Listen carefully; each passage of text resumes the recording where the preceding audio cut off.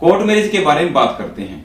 कई बार फोन आते रहते हैं कि सर क्या 19 साल की उम्र में या 20 साल की उम्र में, जो लड़के का उम्र है 19 साल है 20 साल है, क्या कोर्ट मैरिज हो जाएगा? तो मैं हर वीडियो में बताता हूँ, फोन से भी बताता हूँ कि जो उम्र लड़के का है 21 प्लस कंप्लीट होना चाहिए। अगर आपकी 21 वर्ष कंप्लीट नहीं है तो आप कोर्ट मैरिज नहीं कर सकते। अभी भी फोन आ रहे थे क्या सर हम मंदिर में शादी कर सकते हैं? तो जैसे कोई मंदिर में अपने मैरिज करवा भी दे तो उस मैरिज का बेनिफिट क्या है? क्योंकि मैरिज जो होगी वो अपनी, तो आपकी उस 20 एज में आपकी शादी हुई है तो वो ना तो रजिस्टर्ड हो सकती ना उसमें कोर्ट में मान्य, क्योंकि आपकी 21 नहीं है तो आप मैरिज के लिए कैपेबल नहीं है, आप मैरिज नहीं कर सकते। 21 से पहले शादी नहीं कर सकते।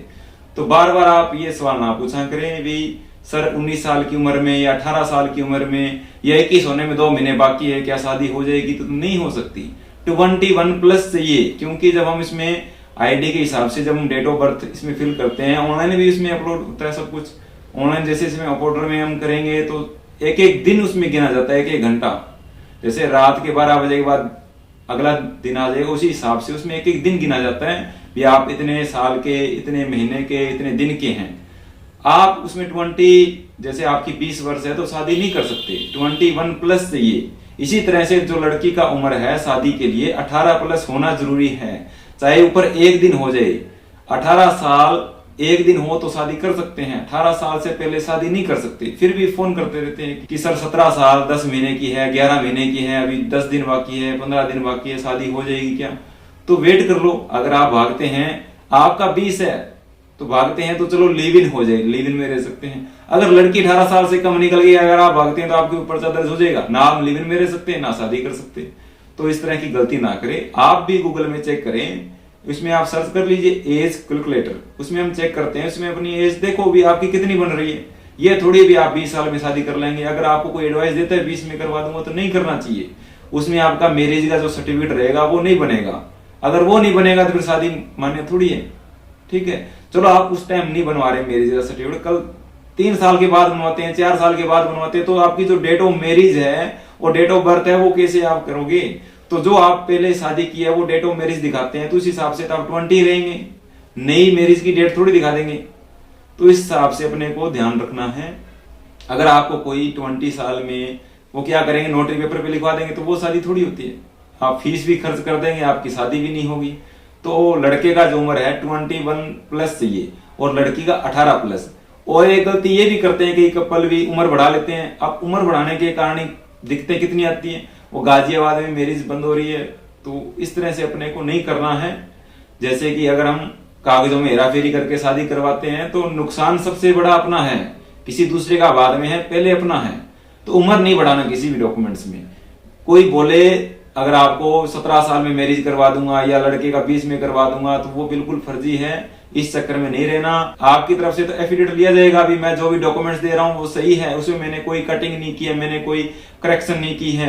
कल को जब आपके सामने बात आएगी, आप बोलोगे जी वकील साहब ने कर दिया, तो वो तो दिखा देगा, देखो मेरे साथ, देखो मेरे पास आपने जो डॉक्यूमेंट्स दिए हैं उसमें आपने लिखा है अभी मैं जो डॉक्यूमेंट दे रहा हूँ वो सही दे रहा हूँ, मैंने कोई कटिंग नहीं की। तो कटिंग से कोई भी करे इल्जाम आपके ऊपर आएगा। तो इस तरह से ऐसी गलती नहीं करनी है। अगर आपका उम्र कम है तो वेट करो।